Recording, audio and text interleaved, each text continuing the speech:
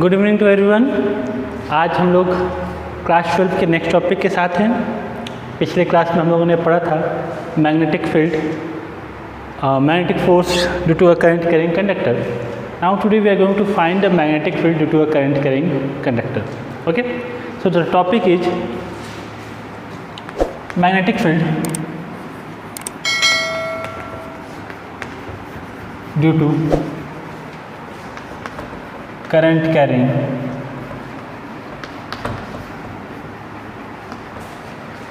straight conductor।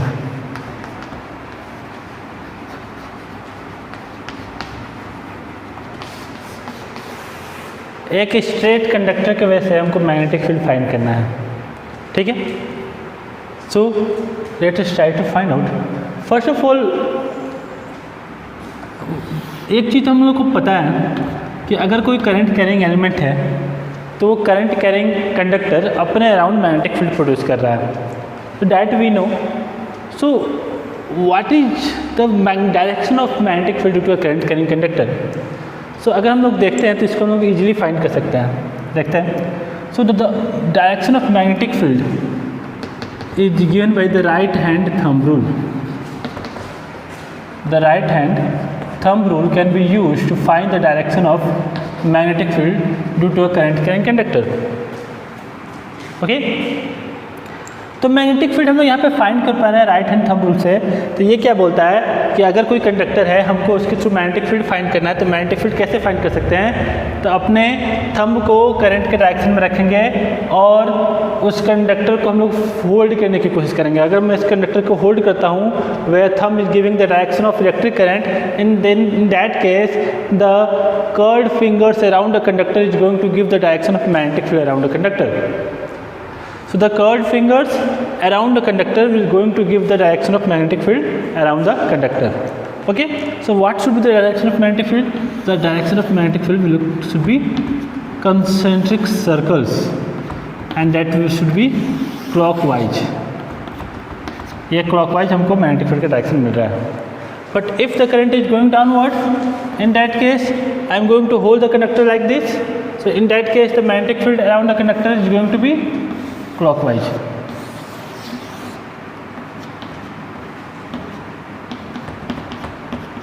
ठीक, so the magnetic field is anti-clockwise in this case and clockwise in this case।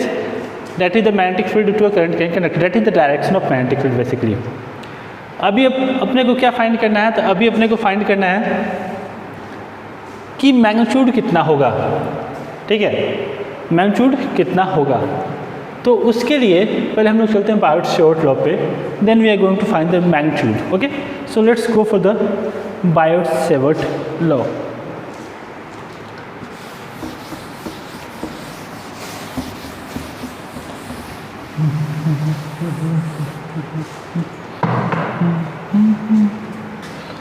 तो Biot Savart law जब हम लोग थे, हम लोग बचपन में जब पढ़ते थे, मतलब जब हम लोग मैथ जब तुम लोग की क्लास में था, तो हम लोग इसको बायोट-सेवर्ट लॉ नहीं पढ़ते थे, हम लोग पढ़ते थे BSL लॉ। BSL हम लोग पढ़ते थे इसको BSL लॉ। पता नहीं अब क्यों नाम चेंज हो गया, बट पहले इसको पढ़ा था Biot-Savart Laplace law. So previously it was BSL law, now it is BS law or Biot-Savart law। I don't know why the name has been changed by today, but previously it was called the Biot-Savart Laplace law। Okay, so the Biot-Savart law is used to find the magnetic field due to a current carrying element। If a current is passing in this conductor, that is I, and we have taken a length of the conductor, a current element means a length of the conductor, small length of the conductor, and let us consider we have to find the magnetic field at a point P, and the point is making an angle theta with the conductor। The current carrying element and the distance between the conductor is making an angle theta। In that case it has been given the magnetic field the magnetic field due to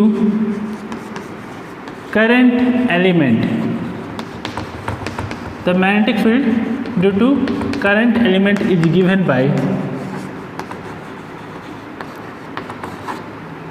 dB equal to, so dB is basically proportional to the I cross dl, I cross dl. Okay, it is also proportional to 1 by r square. So the the magnetic field due to a current carrying element is equal to mu naught by 4 pi, it is proportional to I dl sin theta by r square, और dB is equal to mu naught by 4 pi, constant हम जब ले रहे हैं, into I D L sine theta by R square.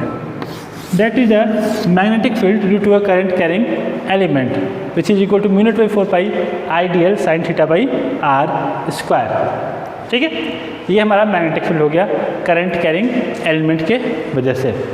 ठीक, so this is how the Biot-Savart law can be used to find the magnetic field due to a very small current carrying element, and the magnetic field is given by mu naught by 4 pi I dl sin theta by r square.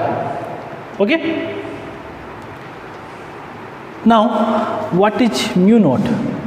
So mu naught is known as the permeability, mu naught is known as the permeability of free space.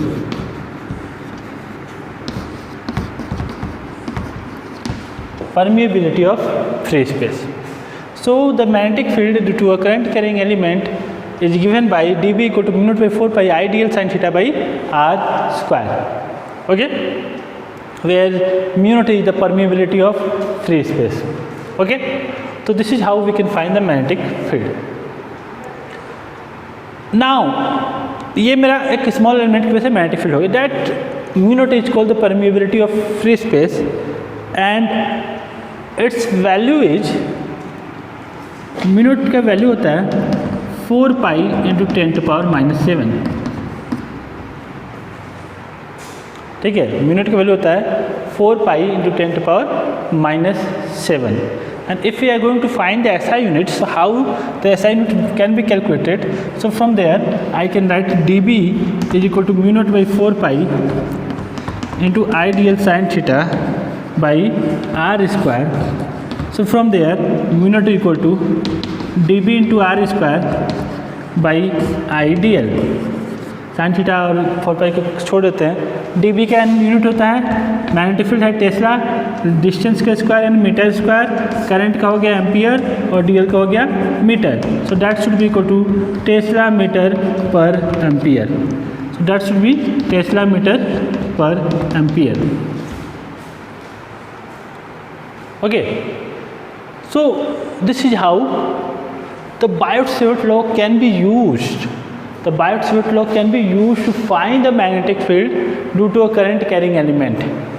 Okay, so that is the expression for the Biot-Savart law. That is very very useful in finding the various expressions for the magnetic field due to a current carrying element, a straight conductor, a circular loop, or a magnetic field on the axis of a loop. So various derivations will be there regarding the Biot-Savart law. So let us use this Biot-Savart law in finding the magnetic field due to the current element, or magnetic field due to different types of conductors or different bodies. So let's go for the derivations.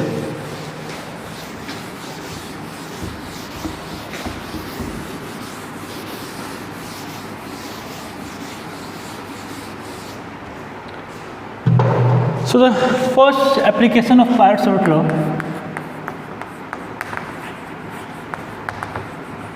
applications of Biot-Savart law.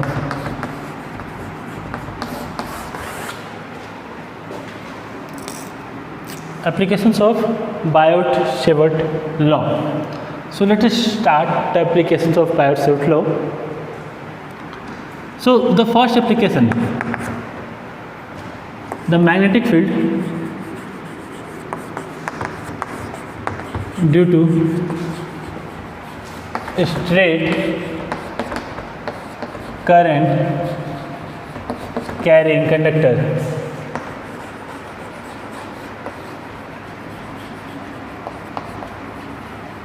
So we have to find the magnetic field due to a straight current carrying conductor.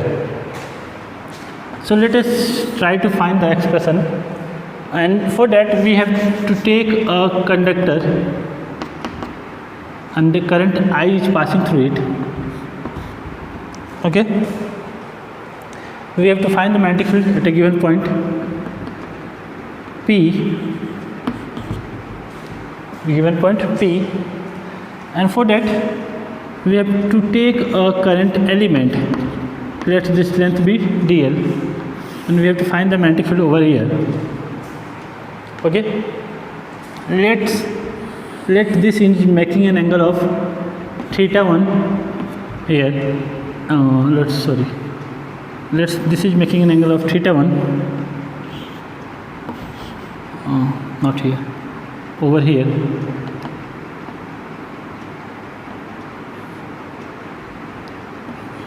And this is making an angle of θ2. ठीक है, तो ये angle बना θ1, ये angle बना θ2, और ये angle बना रहा है θ. ठीक, and let's draw a line that is from there the point is at a distance of r, and let this angle going to be phi. ठीक है, तो ये एंगल हो गया हमारा, ये एंगल हो गया हमारा θ2, ये लेते हैं, और ये एंगल हो गया θ1. ठीक है, उससे, और ये जो एंगल बना रहा है ये करंट एलिमेंट इस यहाँ पे है फाई, और ये एंगल है हमारा कितना है θ. ये एंगल कितना है 90 डिग्री, और मान लेते हैं कि ये जो डिस्टेंस है, ये डिस्टेंस है हमारा है L.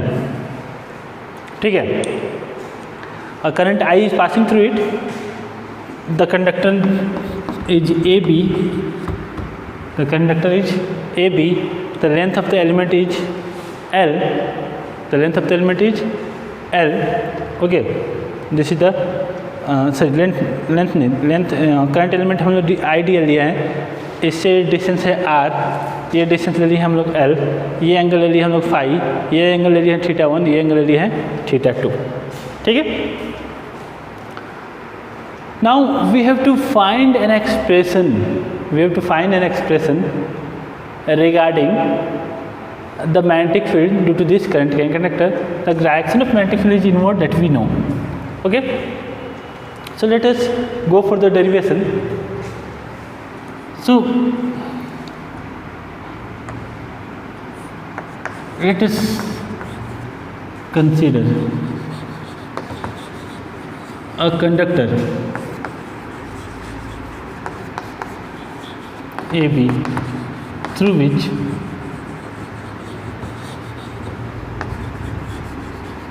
current I is passing.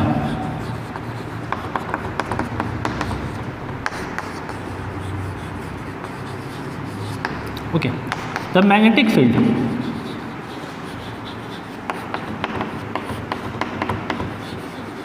due to the current element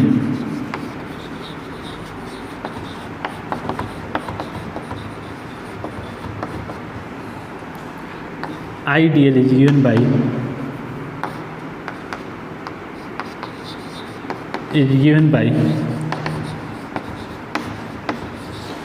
dV equal to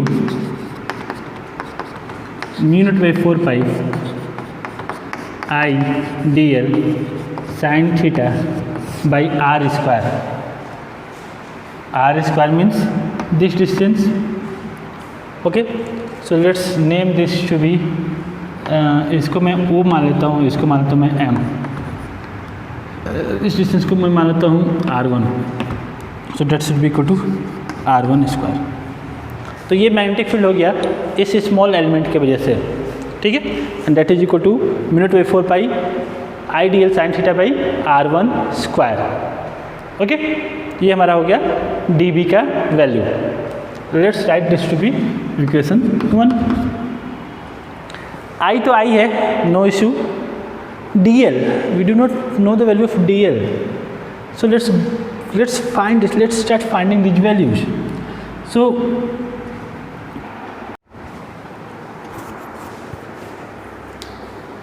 now let us go for the triangle OPM. So in case in triangle OPM, let's find the value of tan phi. यह है angle phi. tan phi अगर मैं find करता हूँ यहाँ पे, तो from that that is the base, that is the perpendicular, तो tan phi equal to L by R, और L is equal to R tan phi.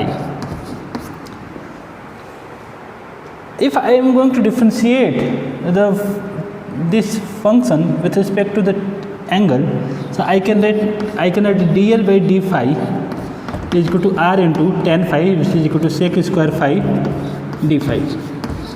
So from there I have found the value of dl is equal to R sec square phi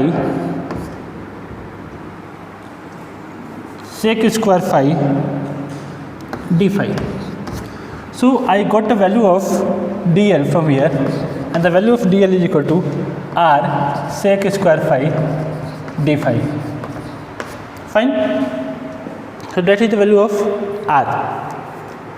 Now let's proceed further, and I have to find the value of sin theta also, because I am going to integrate this from this angle. इस angle से मैं integrate करने वाला हूँ, ना कि इस angle के अकॉर्डिंग इंटीग्रेट करने वाला हूँ।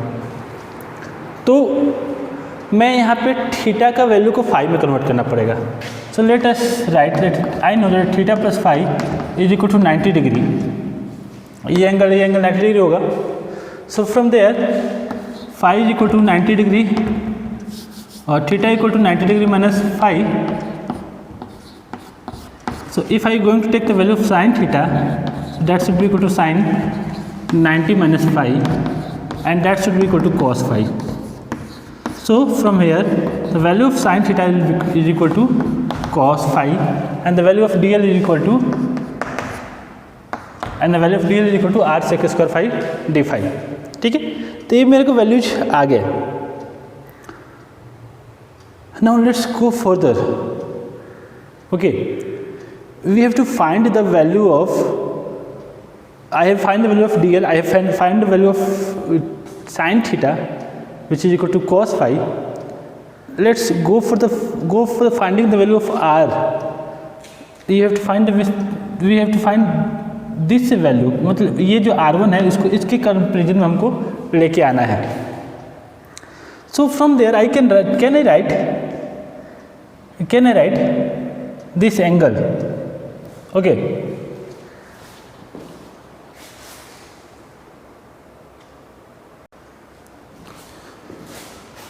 now let's find this value in this angle and this term. So from there I write in triangle OPM sec phi equal to, ठीक है, sec phi की वैल्यू निकालते हैं हम लोग। तो ये ट्रायंगल हो गया OPM, ये एंगल हो गया हमारा। sec phi इक्वल टू क्या होगा, तो hypotenuse upon base, that can be written as R1 upon base is equal to R. So from there R1 equal to R sec phi. तो मेरे को सारे वैल्यूज आ गए। मेरे को चाहिए था I तो है, DL का वैल्यू निकल गया, साइन थीटा का वैल्यू निकल गया, R1 का वैल्यू निकल गया, सबका वैल्यू निकल गया। अब ये सब वैल्यू को मैं इक्वेशन नंबर 1 में पुट कर देता हूँ और मेरे को आंसर आ जाना चाहिए। तो चलो हम लोग ये सारे वैल्यूज को इक्वेशन 1 में पुट कर देते हैं, ठीक है। सो let's go for the final derivation. Putting these values in equation 1, इसको इक्वेशन 1 में मैं पुट कर देता हूँ भाई। तो क्या हो जाएगा, तो डी बी इक्वल टू आ गया μ0/4 pi mu naught by 4 pi I D L की जगह पे क्या है, तो ए है R sec square phi D phi into sine theta is equal to sine theta केवल क्या है cos phi divided by R1 square which is equal to R square sec square phi. ये मेरे को वैल्यूज आ गया। अब कुछ कैंसिल होने वाला तो मैं कैंसिल करता हूँ, आर से आर कैंसिल हो गया, सेक स्क्वायर फाई से सेक स्क्वायर फाई कैंसिल हो गया, तो डी बी का वैल्यू आ गया म्यू नॉट बाई 4 पाई आई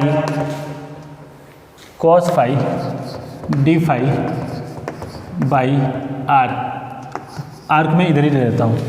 ये मेरा डी वी का वैल्यू आ गया। बट हमको तो ये स्मॉल एलिमेंट की वजह से मैग्नेटिक फील्ड निकल रहा है, हमको क्या चाहिए था, हमको टोटल मैग्नेटिक फील्ड फाइंड करना है। टोटल मैग्नेटिक फील्ड कैसे फाइंड करेंगे, तो इसको सिंपली इंटीग्रेट कर देंगे।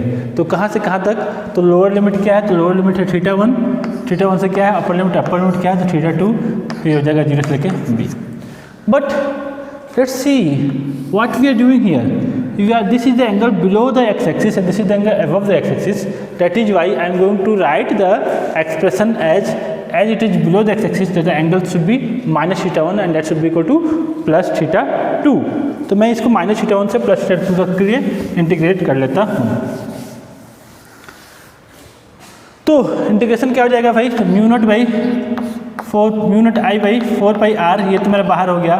कॉस फाई का इंटीग्रेशन क्या हो जाएगा, तो कॉस फाई का इंटीग्रेशन हो जाएगा साइन फाई, लिमिट क्या हो जाएगा, तो लिमिट हो जाएगा माइनस थीटा 1 से लेके प्लस थीटा 2, माइनस थीटा 1 से लेके plus theta 2, that is the limit. ये मेरा वैल्यू आ गया, ठीक है। Now if I can put the values, so that should be equal to mu naught I by 4 pi r into, let's put the values, that's equal to sin theta 2 minus sin theta 1. So that is equal to mu naught I by 4 pi r into sin theta 1 or theta 2 plus sin theta 1. That is the magnetic field due to straight current carrying conductor। ये एक बहुत ही important derivation है हमारे exams point of view से, exam point of view से, question solve करने के point of view से ये काफ़ी इंपॉर्टेंट डेरिवेशन हमारा है, which is equal to mu naught I by 4 pi R sine theta 1 plus sine theta 2, that is the derivation for the magnetic field which we are going to derive. Now we have to also, let's take a special case. इस case के लिए मैं एक special case ले लेता हूँ भाई। ये स्पेशल केस क्या कहता है, ठीक है, if the wire is infinitely long, if the wire is infinitely long, इस वायर को मैं इनफाइनाइटली लॉन्ग कर देता हूँ, तो एंगल बढ़ते जाएगा, एंगल बढ़ते जाएगा, तो ये एंगल कितना हो जाएगा और ये एंगल कितना हो जाएगा अगर मैं इसको इनफाइनाइटली लॉन्ग करता हूँ। तो if I am going to complete this wire to infinity, अगर मैं इसको इन्फिनिटी तक लेके जा रहा हूँ तो ये एंगल कितना तक जाएगा, क्या इन्फिनिटी हो जाएगा, एंगल कितना तक बढ़ सकता है maximum. So if this wire is extended to infinity, this is angle is going to increase until this angle is going to complete at 90 degree. 90 degree से अधिक नहीं, ये वायर इधर नहीं चला जाएगा, तो मैक्सिमम एंगल हमारा हो जाएगा 90 डिग्री, ठीक है। So I can write if the wire is infinitely long then theta 1 is equal to theta 2 is equal to 90 degree. So from that B equal to mu naught I by 4 pi R into sine 90 plus sine 90, तो mu naught I into 2, mu naught 2 I by 4 pi R, that is the magnetic field due to infinitely long straight current carrying conductor। और इसको अगर हम लोग लिखें तो इसको हम लोग mu naught I by 2 pi R भी लिख सकते हैं, there is no issue in that, okay. तो ये हमारा मैग्नेटिक फील्ड हो गया किसकी वजह से, तो infinitely long current carrying conductor के वजह से, फाइन। ये इंपॉर्टेंट डेरिवेशन है, बहुत ही इंपॉर्टेंट काम का डेरिवेशन है, इस पर न्यूमेरिकल सॉल्व होते हैं, बहुत सारे क्वेश्चन सॉल्व होते हैं, इसलिए इसको अच्छे से कर लेना है। कुछ साइन थीटा कोस थीटा ये सब टर्म्स निकालने होंगे, दो बार प्रैक्टिस करोगे तो ये आपका हो जाएगा, इसमें बहुत बड़ा बात नहीं होगा। ठीक है, तो इसको आप कंप्लीट कर लेंगे। ठीक है,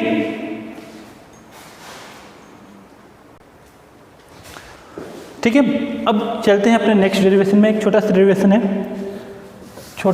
है, in the terms of derivation it is a small derivation, but for the question solving point of view this is a very important derivation.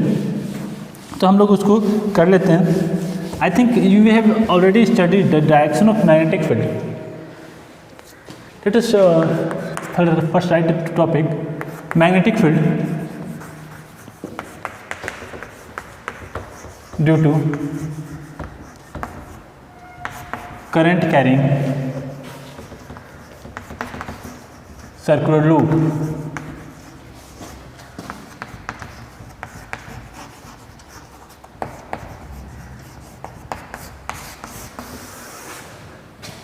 Current carrying circular loop की वजह से हमको मैग्नेटिक फील्ड फाइंड करना है। ठीक है, first of all if this is a current carrying loop, so what's the direction of magnetic field. जब current carrying loop की वजह से मैग्नेटिक फील्ड का डायरेक्शन निकलना हो तो क्या करो, इसको दो पार्ट में कट कर लो। जब दो पार्ट में कट कर लिए तो ये क्या हो गया, करंट कैरिंग कंडक्टर हो गया, simply straight current carrying conductor. अब इसकी वजह से मैग्नेटिक फील्ड क्या होगा, तो मैग्नेटिक फील्ड देखते हैं भाई, right hand thumb rule use करते हैं, तो ये मैग्नेटिक फील्ड देखेंगे तो क्या होगा, मैग्नेटिक फील्ड कुछ स्टेप्स हमको मिलने वाला है।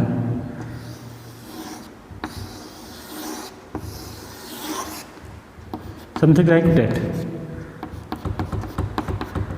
ठीक, इसकी वजह से मैग्नेटिक फील्ड देखते हैं, तो इसकी वजह से मैग्नेटिक फील्ड कुछ स्टेप से मिल जाएगा हमको। ठीक, again this is the direction of magnetic field. Clockwise होगा, सॉरी एंटी क्लॉकवाइज होगा। So what we can notice at the centre of magnetic field we can say the direction of magnetic field is almost uniform. Circular loop के centre पे magnetic field का direction एक ही direction में तो है ही, plus देखेंगे कि एक ही डायरेक्शन में है और एक दूसरे के पैरेलल है, मतलब यूनिफॉर्म मैग्नेटिक फील्ड हमको सेंटर पे लगभग मिलता है। उसके किनारे भले ना मिले, but at the centre of the current carrying circular loop the direction of magnetic field is going to be uniform throughout, it is going to be a uniform magnetic field. Okay, तो centre पे uniform magnetic field हमको मिलने वाला है, that is no incident, that ये हमको पता है। But that is the direction of magnetic field. We have to find the magnitude of magnetic field at the center of the circular coil. तो चलते हैं हम लोग फाइंड करते हैं। तो ले लेते हैं भाई, एक्सप्रेशन फाइंड करना है भाई। तो हम लोग magnetic field due to current carrying circular loop कहाँ निकालना भाई, तो at the centre of circular loop, at the centre of circular loop. Circular loop के सेंटर पर निकालना, मतलब यहाँ निकालना है। Let's the radius of the circular loop be R and the current passing through the coil be I. Let us take a small element, area element, that is DL. Okay, हमको centre पर magnetic field निकालना है। So okay, सीधे direct चलते हैं using Biot-Savart law. हम लोग Biot-Savart law को यूज कर लेते हैं भाई। सो if I can use the Biot-Savart law, what I can write the magnetic field to the small current element dB is equal to mu naught by 4 pi I dl sin theta by r square। mu naught by 4 pi तो है, I तो है, dl, इसको dl ही रहते हैं। Sine theta, sine theta कितना हो गया, ये एंगल कितना हो गया, तो ये एंगल हमको 90 डिग्री बनेगा, तो 1 बाई आर स्क्वायर, तो आर स्क्वायर को आर स्क्वायर लिख लिया। ठीक है, ये डी बी का वैल्यू हो गया। So the value of D B over here is equal to mu naught I D L by 4 pi R square. अब हमको इंटीग्रेशन में लिमिट कहाँ से कहाँ तक लेना है, तो हम यहाँ से स्टार्ट कर रहे हैं। हम पूरे वायर के वजह से मैग्नेटिक फील्ड लेना चाहते हैं, तो ये 0 से स्टार्ट कर रहे हैं और ये पूरा घूम जाता है, तो ये कितना हो जाएगा, तो ये हो जाएगा 2 pi r। So the limit should be equal to from 0 to 2 pi r, that is the circumference of the circular loop. तो मैग्नेटिक फील्ड हो जाएगा 0 से लेके b तक। तो b का वैल्यू ये हो गया b mu naught I by 4 pi r, ये कॉमन है, कॉन्स्टेंट है, इसको बाहर कर लिया है, integration of dl from limit 0 से लेके 2 पाई r तक। सॉल्व करते हैं, तो mu naught I by 4 pi r square, ये तो बाहर हो गया हमारा, dl का इंटीग्रेशन l लिमिट 0 से लेके 2 पाई r तक। तो ये हो गया mu naught I by 4 pi r square into 2 pi r minus 0। तो ये हो गया mu naught I by mu naught I into 2 pi r अपन 4 pi r square, 2 pi cancel, r से r कैंसिल। तो magnetic field at the centre of circular loop is equal to mu naught I by 2r। Okay, at the centre of circular loop the magnetic field is going to have a value which is equal to mu naught I by 2 pi mu naught I by 2r। ये हमारा magnetic field हो गया centre of the circular loop पे। ठीक है, आगे बढ़ते हैं डेरिवेशंस में। तो चलते हैं अगले डेरिवेशन पे, सॉरी इसी पे एक हम लोग छोटा सा इसी का एक हम लोग फॉर्म ले लेते हैं और हम लोग फाइंड करते हैं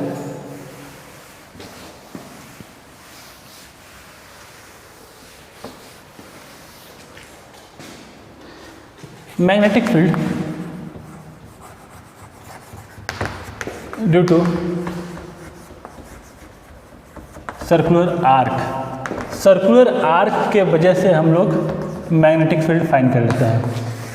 ठीक है, so let us find the magnetic field due to the circular arc. So how to find the magnetic field due to the circular arc? So to find the magnetic field due to circular arc, what I am going to do, simply I am going to use the magnetic field B equal to simply mu naught I by 2r। ये किसकी वजह से था? पूरा का पूरा circular loop की वजह से हमको एक आर्क लेना है। मतलब सिंपली सपोज कीजिए ये आर्क है जो एंगल बना रहा है कितना थीटा, हमको सेंटर पर मैग्नेटिक फील्ड निकालना है, करंट जा रहा है I, so that should be simply theta by 360। So if I have to find the magnetic field to the circular arc, that is going to be mu naught I by 2r into theta by 360। ये हमारा magnetic field हो जाएगा। ठीक है, so that is how we can find the magnetic field if there is a circular arc. Now tomorrow we are going to find the magnetic field at the axial position of the circular arc, and then what we are going to find. After that, what we are going to find, we are going to solve some basic numericals based on these topics, जिससे हमको कुछ concept clear हो जाए। तो कल हम लोग ये दोनों टॉपिक करेंगे। आज के लिए बस इतना ही, मिलते हैं नेक्स्ट क्लास में नेक्स्ट टॉपिक के साथ।